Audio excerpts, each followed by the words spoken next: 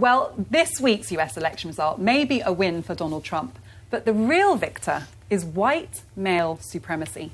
Trump is the ultimate white lash, the political embodiment of a beleaguered masculine ideal, a wall-building, gun-toting, crude-talking, make America great again fantasy.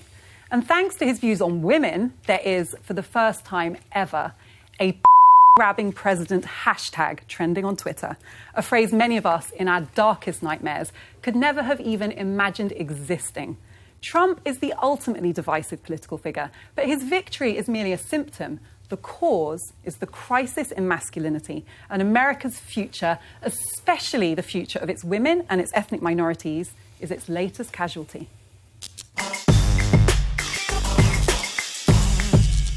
Well, they're still crunching the numbers, of course, but if it's such a disaster for women, perhaps, Afua, you can walk me through, as regards white women, more of whom voted for Trump than voted for Clinton. Why would that be? So I chose my words very carefully, and the reason I said it's a crisis of masculinity rather than a crisis of men is because I think there are many white women, and it is overwhelmingly white women, not minority women who voted for Trump, who also subscribe to the ideals of white American masculinity. And when I say that, I don't just mean a man. I mean the whole concept of somebody who builds a wall, who talks about protecting Western civilization, who talks about keeping Muslims out. It's all bound up in this idea. And if you look at the alt-right movement, who I mentioned earlier, they talk very much about how feminism is a kind of lesbianic conspiracy that's designed to rob men of their rightful place in the world, how America has lost itself. It's lost its pride in its guns, its pride in its Western cultural identity. And this is what people have been fighting for, and that's why they say Trump speaks to them. That's why they call him a cultural president. I think that's what he embodies. Do you think when groups of men get together, I don't know, on a rugby tour or whatever it might be, in a cricket dressing room, do you think they say inappropriate things?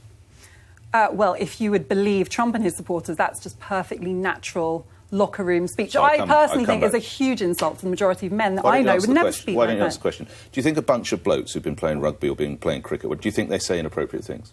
I don't think they speak about women in a way that demeans them. And so if they do speak in that way, that is to be held over them for the rest of their lives? That absolutely I don't think it's to be encouraged or condoned. I agree. Hang on, I never said encouraged. But do you not think this happens a bit? Clearly. Men watching here now. This isn't what...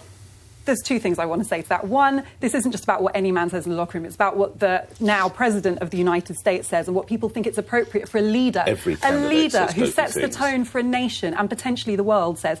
And secondly, this backed up by action. I mean, I'm not going to bore you with all of the allegations and things that have been proven that Trump has done. I'm not supporting them. But it's not just rhetoric, Nick. It's not just rhetoric. This is somebody who's actually followed through on his rhetoric. Do you honestly think that every politician has led a blameless sort of Cinderella or Sleeping Beauty or Prince Charming lifestyle? They've all said and done. That is the real what. Real people sometimes say really bad things. I don't think it should mean that they can never, as long as they apologise, they don't continue to... I've been in locker rooms, going to football matches and rugby and cricket and squash all my life. And is this confession time?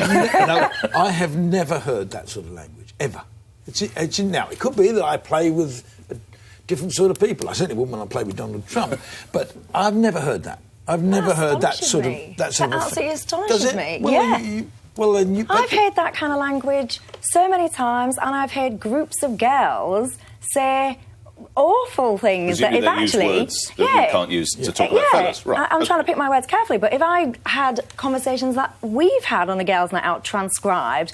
I'd be in an awful lot of trouble, as would groups of men that I know. Doesn't mean we're bad people, doesn't mean that, they can't do a public job. It just means that sometimes people have banter that they regard as banter that other people would regard as offensive. And I'm going to be doing my topic a bit later is about political correctness, and we just need to be a bit careful that we're not hauling people over the coals too much for what conversations they have in private. I think the interesting thing about that tape is when was it released and why? Because actually, if they held it another 2 weeks, Hillary would have won the election.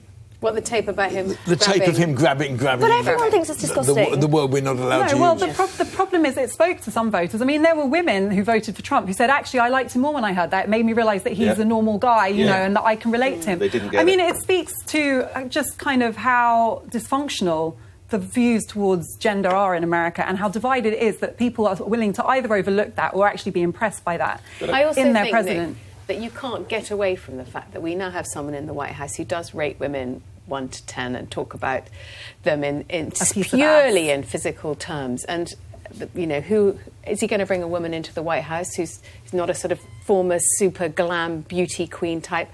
We need to see women represented. I think that whoever... Wait. Women, I think, I felt incredibly let down, and my daughter has not really spoken since Trump became elected. She's 22. She's too upset to talk. But Afua has a point. White women voted... Sorry, I would never say anything inappropriate about another person's children, but you're honestly telling me your 22-year-old daughter has hardly been able to speak?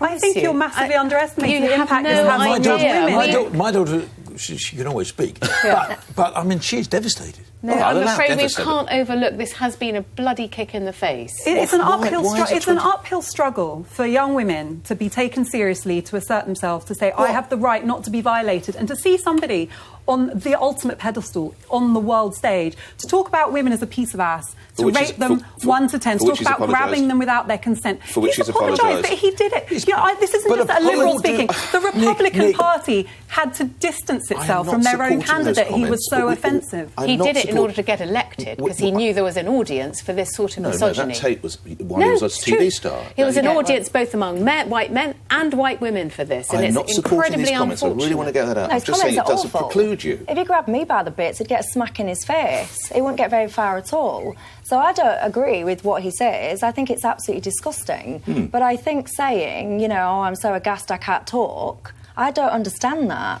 I can't get my head around that, honestly. My thing here about the crisis of masculinity is not just about the comments he's made about women. It's the fact that this is a president who gets up and talks about the size of his penis. In a formal presidential debate forum. It's about the president who makes lewd jokes constantly, he invokes a very specific notion of masculinity in the way he speaks. Surely you can accept that. I mean, it's well documented. I'm saying I'm not supporting and I'm not raising this. I'm not raising this to demonise the people who voted for him. I'm raising it because I think it is a really interesting question about what is going on in America and the world that is somehow appealing to people. I think a lot of them voted for that despite that. They didn't say, I agree with that. I think they cared. it. What they cared about was that my job's going. I'm in a bit of America where that closed down, that factory closed down, that works closed down. There's nothing left. Is anybody going to do anything for me?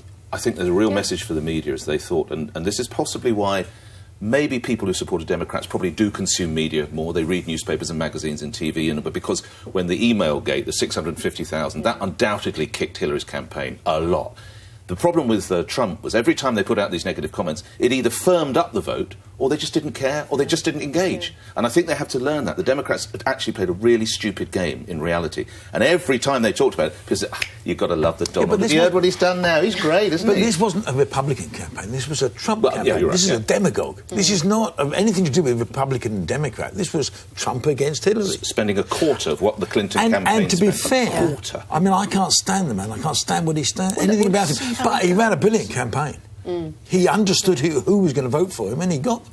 And the more the Clinton media and the establishment attacked him, the more popular he became, which was a real lesson that, you know, we are regarded as just out of touch. Everyone around this table. Speak for yourself. Well, I don't think so. Apart from Michelle then, and Nick. All right then, I give you all a free pass.